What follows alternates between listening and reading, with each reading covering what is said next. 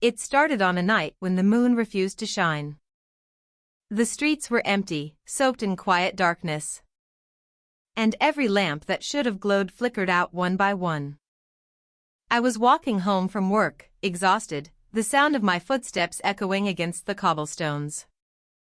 That's when I noticed it, the way my shadow didn't match my movements. When I stopped, it twitched. When I turned, it hesitated. It wasn't following me anymore. It was waiting. At first, I thought it was a trick of light, maybe exhaustion playing games. But then it knelt. My shadow, my own reflection on the ground, folded its hands, bowed its head, and began to pray. The world froze around me. The air thickened. And the sound of whispering filled the night. I couldn't move. I couldn't breathe. I could only watch as the darkness beneath me began to speak in words that weren't mine. The prayer wasn't holy. It was ancient, words that crawled through the air like smoke, curling into my ears and twisting my thoughts. My body felt weightless, disconnected from itself. As if my soul had stepped a few inches out of me.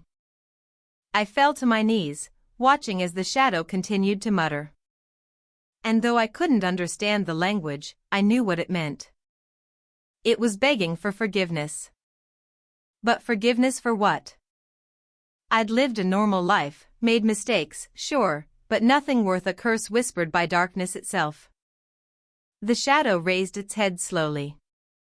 And its shape wasn't mine anymore. Its face was longer, stretched, eyes hollow and glowing faintly from within. You made promises, it whispered. Though my lips never moved. And you forgot. I stumbled backward, horrified. Though the world began to darken around me. Not like night, this was something thicker, like ink spilling from the edges of reality. My shadow rose from the ground, separating from me entirely, standing upright as if it had been waiting its whole life for that moment. Then, it began to walk toward the church down the street. I followed, because what else could I do? The church doors swung open before it even touched them, groaning as though the building itself feared what was entering. Inside, the candles lit themselves. Every flicker illuminated old paintings of saints and angels, but in every shadow cast by the light, the figures looked wrong, twisted. As though they were turning to look at me. My shadow knelt before the altar. It wasn't praying to God. It was praying to something behind him, something older. The crucifix on the wall began to bleed. And the sound of chanting filled the air. I looked down. And realized that every shadow in the church had come alive. They were all moving, kneeling, whispering in unison, their prayers forming a single, growing hum that shook the floor. And then they all turned toward me. Hundreds of eyeless silhouettes, their heads bowed but their attention unmistakably fixed on my soul. The air grew colder. And I could taste metal on my tongue. One shadow reached out its hand from the floor, it wasn't solid. But I could feel it, cold and heavy. It's your turn, it said. You made us. I screamed, denying it. But somewhere deep inside, I knew the truth. Every lie I'd told, every cruel thing I'd done and forgotten, every moment I looked away instead of helping, all of them had formed this darkness. The shadows weren't separate. They were pieces of me. My regrets had learned to pray. They began to circle around me, their whispers growing louder. My knees hit the ground again. My body moved on its own, folding its hands, bowing. My voice trembled as words I didn't understand slipped from my mouth. The prayer. I was saying the same prayer the shadow had said. My tears hit the ground, merging with the dark. I wasn't sure if I was repenting or being consumed. The church lights shattered one by one. The moon outside bled red. My shadow turned to face me again, smiling faintly. as if it was proud. You remember now, it said softly. The light isn't what saves you. It's the dark that forgives. I tried to rise. But the floor had become liquid black, swallowing my hands. The chanting grew louder, deafening, a chorus of every version of me that ever existed. I could hear myself as a child.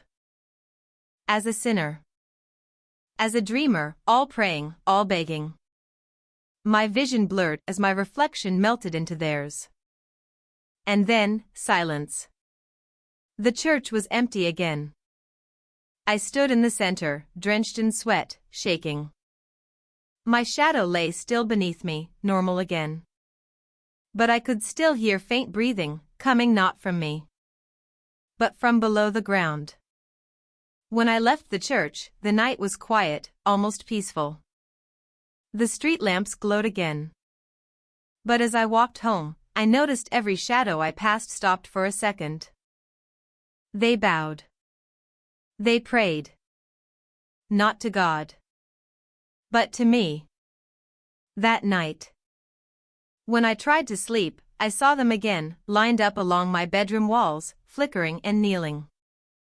My shadow was the closest, its hands clasped tight, whispering the same prayer. Only this time, I understood the words. They weren't begging for forgiveness anymore. They were saying thank you. Now, I don't walk in sunlight. I stay in the dark because it listens. I've learned to whisper back. Sometimes, the shadows answer. Sometimes, they hum softly, like they're protecting me. But every once in a while, they stop, turn toward me, and ask again in that same broken voice, "Do you still remember?" And I do.